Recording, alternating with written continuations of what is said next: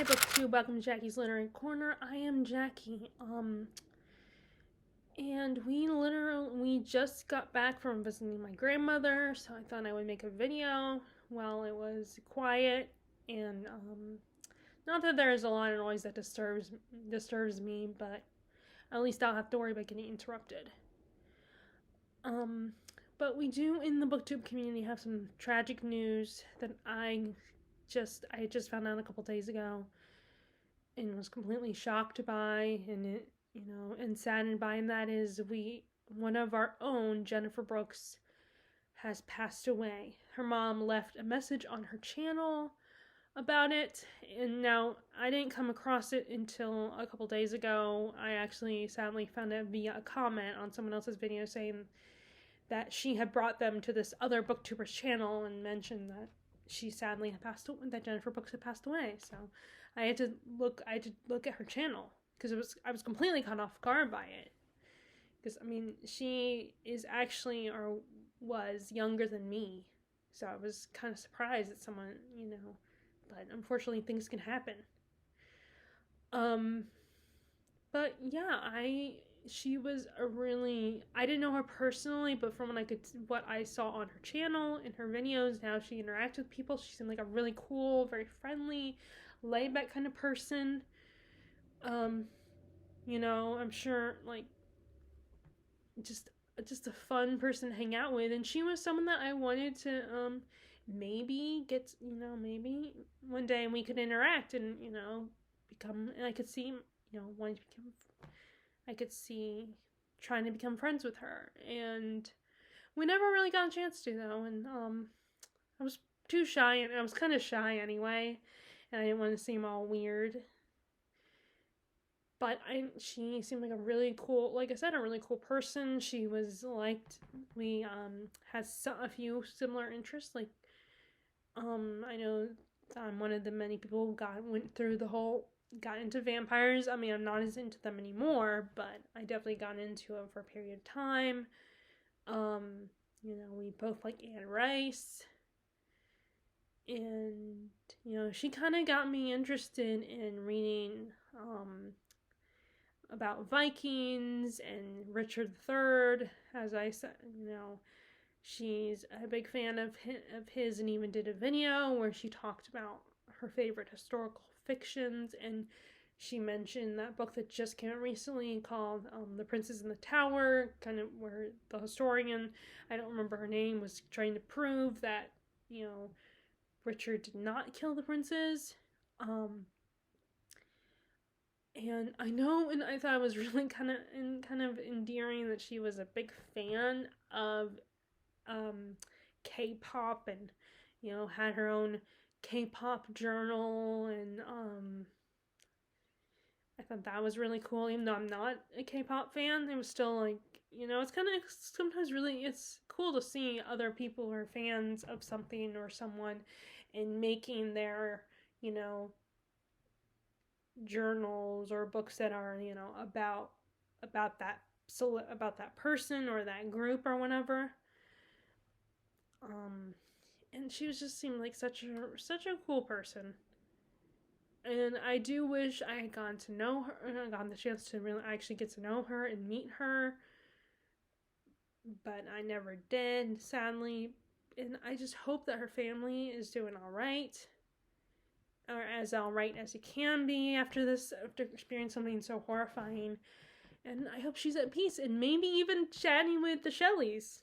I know she's a big fan of Mary and Percy Shelley and their friends like Byron. So maybe she's up there talking with them and actually getting to meet them. If you, of course, unless you if you believe in the idea of heaven, which I believe in heaven, so I like to believe that's where she is now. I know that Bookish Princess is gonna do for Feb Regency. Emma from Bookish Princess is going to be reading a book for Feb Regency in her honor, because Jennifer was involved in Feb Regency. Although this year she couldn't be a host as she was last year. But like I said, I know they're gonna read. I can't remember what book she said that she was gonna read in her honor, and I think at some point I want to do I want to read a book in her honor, in Jennifer Brooks' honor as well. I don't, and that's really the only thing we can do. I feel like as just just do something in her honor. And I know that her mom had posted, like I said, her mom had posted something on her channel, a video in memory of Jennifer, and a lot of people commented on that. And it seems like she had a lot of friends on BookTube that, really genuinely cared. And, I mean, like I said, I wish I could include myself in one of them, but like I said, I never really got to interact with her or anything. The one comment that I remember recently making, she wasn't able to respond herself, but other people had responded, which I really appreciate that. But yeah, I wanted to say something as well, about it, because it really kind of made me sad, because it really made me sad, which, I even got a little teared up a little bit, because, like I said, I don't know her personally, but it's still, I felt like I did get to know her a little bit by watching her channel, which I think that's the thing about BookTube, I think, or any YouTube channel, if you kind of get attached to these people, similar to how you get attached to someone, an actor or a character, in that you're watching them all the time. And I watched her videos. I mean, she was one of the first. If she had a video up, I would immediately go to her video, because I always look forward to it. I always look forward to hearing what she had to say about books. But again, I don't claim to know her at all, but I feel like watching her videos gave me a little piece of her, a piece of who she was. But yeah, so that's all I want to say. I'm gonna stop time. These make me sad again to think about. And let me just give you an update on how things are going, for me, that aren't about, this sad event. I finally I was able to,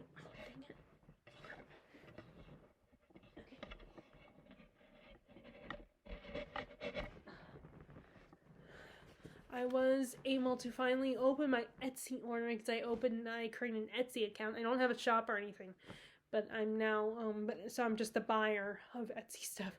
And the good news is there are some booktubers like Caroline Marie and Darlene Desi who have their own Etsy shops. So it'd be good that I can actually go to them myself if I want to buy something from their shops.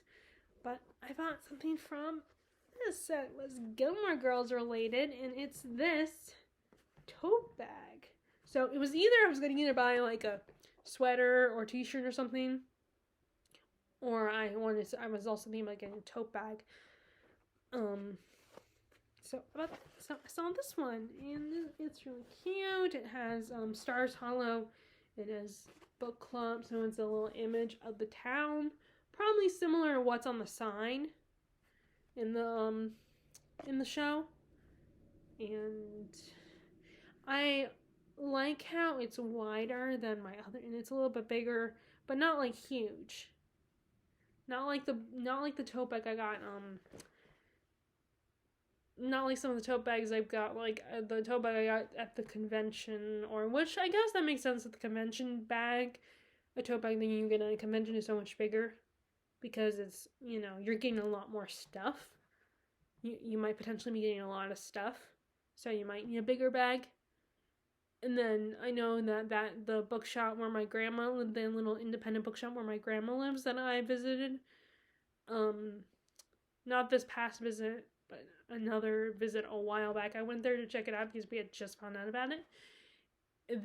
She had tote bags as well, and they were unfortunately, like I said, they were kind of big. So I only used it to store, to put the books that I've donated at some point, that I'm donating somewhere. I will put those in there. So it's kind of hard, so I can't just carry that one around with me. So this is a happy medium where it's wider, but it's not like, but it's not a huge bag that, if I put a lot in, it won't drag. And it's a thicker material, so, it's a thicker material, and, it's just really cute. And I can't wait to start using this. Next trip, I will probably use it, even though what I end up doing is keeping books in my laptop bag, and it's not like we go anywhere to where I need it. Now there's a good chance though that I could use it more so when going to my sister's, because I could, there's stuff I could put in there, that, like, if we take the kids to the park or something, I could bring it with me. But anyway, so finally I'm happy that I was able to finally open it and get it today. It looks good, and it definitely, it looks better than the sweater that I got for my mom, because the picture wasn't exactly what I expected. My mom still loved the sweater though, so but anyway, as usual, I brought quite a few books with me to my grandma's, but then I only read a few of them. I a couple of them. I didn't really I dipped in some of them. Unfortunately, first of all, there was the car ride where I didn't get any because there was too much. I only got a little bit of reading done in the car ride, and then while we were at my grandma's house, I started to get sick, like nauseous. 2 days in a row, so I didn't even really get the chance. I didn't even eat. Didn't even feel like eating, and so I really didn't feel up to reading either. So those couple days I did not get any reading done. But I did get some reading done yesterday. I was finally able to get some done.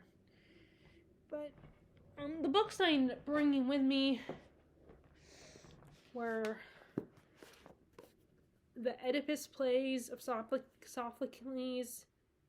And I tried to read a little bit of it, but there was too much background noise in the house, like people talking, so I didn't get it when I attempted to read this. And then it was also during, I had just got up, so I'm still kind of tired, so I did not pick this up. And so I don't know why I brought it with me. I think it was more like I've been meaning to pick this up and read it, so let me bring it with me. And plays don't take as long to read as a novel does, so I figure, we get to get add this to my monthly reading, but I only read a couple pages. I'll probably start over again at some point. And then I was motivated to bring this with me as well, Demons by Dostoevsky. And so far it's interesting. I haven't read a lot to really have a strong opinion about it. Some intriguing characters. The relationship between, what are their names? Let's see if I can... Stepan and, I don't know if I'm saying, in Varvara is really interesting. They have a very it almost feels very codependent, their relationship. And when I did look up on SparkNotes, so I could kind of figure out, get an idea of what the relationship was supposed to be, it was, in the SparkNotes, they said that Stepan is in love with Varvara. And he met her through tutoring her son, who comes off as a little bit of a shithead. Kind of takes advantage of his mom and finds himself getting caught up in some people that are going to get him in trouble. But, so yeah, I don't have a lot to say about this book. And I did try to take advantage of the opportunity to read a little bit, and I did read a little bit. But then I had a lot of other books that I wanted to read, so I didn't read that. I got to chapter 2, but that's about it. So, it will be definitely easier when there's less noise, less, I always do this. I always bring the wrong books with me where I need complete, I need to read the book with less distractions and less noise in the background. I always try to, bring them with me to places, when we go out of town and stuff. But then I realize whenever we go out of town, there's just too many things going on, too much noise, and I need focus. So I made a little more progress than that in the Oedipus plays. So then I got this one. I brought this one as well. And I'm still kind of trying to figure out what's going on in this. I don't know the history of, I think this is Jerusalem. I don't know a lot of the history, so that probably doesn't help. But we have this reporter, Christopher Lucas, and he's trying to investigate religious fanatics in Jerusalem, and he is kind of getting caught up with these people, with this group of fanatics, and trying to interview them and find out more about them. But I think he's going to find out some stuff that could be dangerous and could cause problems. But yeah, I've read a little bit more of this, but I'm still trying to piece together what's going on. And some of this conversations between characters make me feel a little dumb, that I can't entirely comprehend what's going on with them, what they're talking about. But it could just be that I don't know the history. And I mean, it's not a hard read. It's just some of the dialogue and the conversations between the characters are a little bit over my head. Which is kind of frustrating because I think this story has a lot of potential and is very, has an intriguing premise. But, I mean, like I said, if you don't know the history, then that could probably ruin the experience for you. So, I'm still going to keep going with it. Again, I feel like this is, even though this is not a hard read either, even less hard than some of the other two, than Demons, I think I just need, more reading it when things are quiet and less distracting. So the one thing I made the most progress on, and I did the best with, is reading Secret Window, Secret Garden. I think that's what it's called. Let me look. I always get the title mixed up. Yep, Secret Window, Secret Garden. This is one of Stephen King's novellas. Johnny Depp was in the adaptation of it. And as I've said in the past, I admit that at the time, when I first got this collection, I was like, and the Johnny Depp movie came out. I saw the movie and I liked it, and it was kind of my first thing that I saw that Johnny Depp was in that had nothing to do with Pirates of the Caribbean. So I was really excited to see something a little different from him at the time. And it wasn't, not just pirate, it also was not anything to do with Tim Burton or anything. So I think that was the other thing. I was excited to see something where he was doing something outside of the world of Tim Burton, outside of Pirates of the Caribbean. And I enjoyed the movie, and at the time and I've admitted this before, that I was thinking, oh, I've seen the movie, so I don't need to read the novella, because it's a short enough story that I'm thinking, oh, there's not too much changes that are going to be in the story, and the changes are little things, but the biggest thing, of course, is the ending, which I have not got to, but I did get spoiled that the ending is very different in the novella than in the movie. And I think a lot of people have opinions of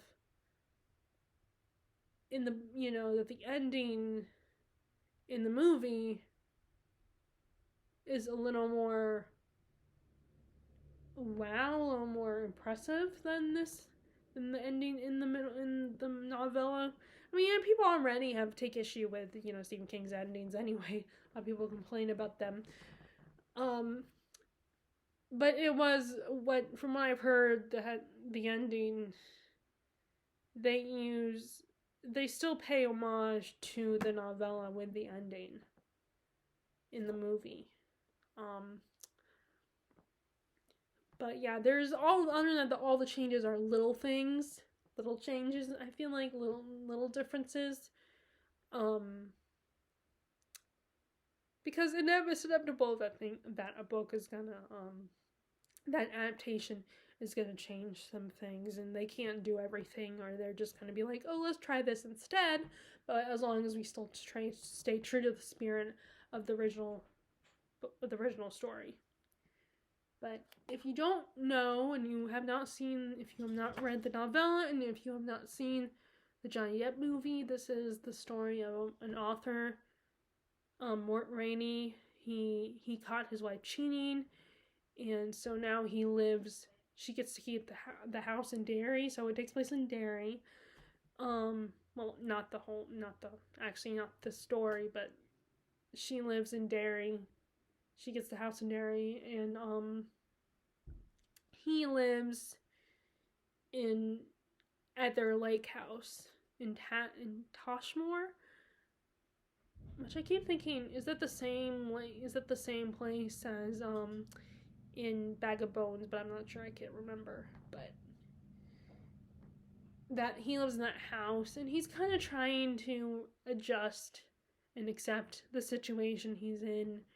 And he's depressed, he's experiencing writer's block, he's sleeping all the time, and he's full of all this anger towards his wife, whom he still loves and feels betrayed by because she cheated on him. And he ends up receiving this visit from this guy from Mississippi, John Shooter, who accuses him of plagiarism. And he's trying, and the guy, he tells him, Mort's like, no, I did not steal a story and plagiarize your story and all that. And so John Shooter, like, he kills his cat. He might have set his ex-wife's house on fire. And he's been sending him all these threatening messages, being like, you stole my story. You need to admit you stole it. And, Mort's, he knows, when he published his story, this particular story, which has a different title from John Shooter's, that he published it in a local magazine, and back in the 80s, and he's like, I will show you the magazine to prove that I wrote my story before yours. And John Shooter, of course, is giving him, a 3-day ultimate, 3 days to prove it. And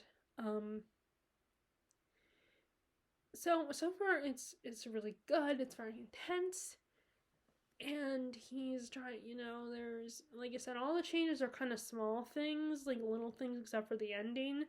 That change is pretty big, but other than that, the changes are little things, like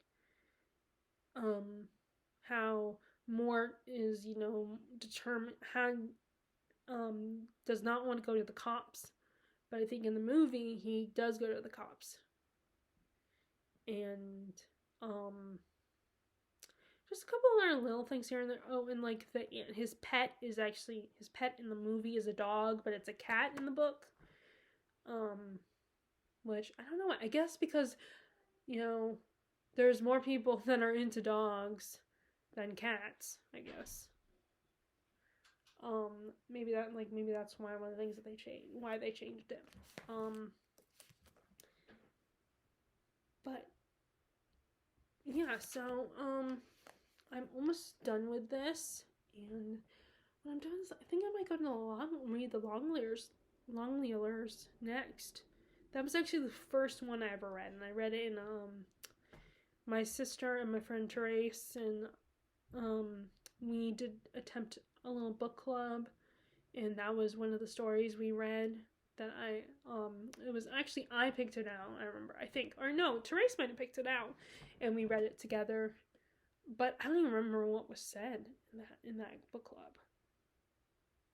So it was kind of the first one I ever read, and I would love to, I would love to recreate that and do that with them again, but it's a little harder to, arrange that with them because, like, my sister, like, her life is so busy that when she gets free time, all she wants, she's so busy taking care of her kids and taking care of her household when, and both her and my brother-in-law work. So, like, by the time she gets for free time, then she would rather just sit there and watch Netflix or something. So,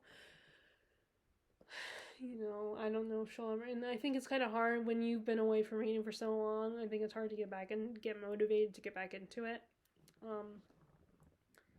But anyway, so. But either way, I'm going to read Longler's next after I finish reading Secret Window, Secret Garden. But yeah, and I really like this version of it that we like. I really like these covers that they have for his books. There's like a lot of his books are published in this edition where maybe even all of them, I don't know, where they have the bright colors and the his name in this typography and this a cool looking picture on the cover, and I have a few of them, not a lot of them, but I have a few of them like this. Like Bag of Bones was like this. I had a Bag of Bones in this edition, but anyway. So that's how things are going right now. So that's how my reading is going right now. And now that I'm back, I can put books away, and I don't, like, that's whenever we go to my sister's or my grandmother's, I'm always, because I'm, like, away from my books, so it's like, I'm thinking, I want to bring more than one book so that I have options for reading, because I'm going to be away from my other books, so I won't, be able to just go to my shelf and pick out another book. The only books I have are the ones that I bring with me on these trips, so that's when it was my mom, jokingly is like, the books don't have feelings. And it's like, well, I know that. That's, like I said, the problem isn't that I feel like, oh my god, I'm going to hurt my book's feelings if I don't read them or I don't bring it with me. It's more like, I want to have more than one option for reading in case, I decide I'm not interested in that book that I brought with me. I will have another choice. And I can't just go to my bookshelf and pick out another book. I've read a little bit of Russian Blood. But this current chapter I'm on is a lot of information that I'm having trouble following along with, and, like I said, I kind of started getting sick before we left, and, made it difficult for me to concentrate on my reading because, like, my head hurt and I was congested. Did not feel that great, so it was, like, hard to concentrate on a book that's giving, like, information about something. So I'm going to try again to read a little bit more of this before I decide before I make a decision about how I feel about this book and if I want to keep going with it. But I don't know if I'll keep it. I don't know. I might DNF it. But like I said, I want to read a little bit more just to see for sure. So I might do that tonight, this evening. But anyway, so that's Russian Blood by Alex Shalmatov. I don't know if I'm saying that right, but in case you're curious, this is about a famous Russian family and their connection to a lot of these politicians or famous people, I think. And and also the beginning of the book was very, was really sad. The beginning of the book made me get emotional, actually, because it was talking about the guy was talking about his grandma, and she was getting ready to pass away, and then she does, and there's a funeral and everything, so I was getting a little emotional, because, like I said, I'm thinking about my own, I'm worrying about my own grandma, and, and so it was, like, kind of a bit of a trigger for me, making me think of my own grandma. So I was like just trying to get past that part. But anyway, so yeah, so I did, start that before we left, but have not continued. Did not bring it with me. But anyway, so that's kind of my update for right now. Like I said, if you want, maybe, if you're interested, to do something, read something in honor of Jennifer.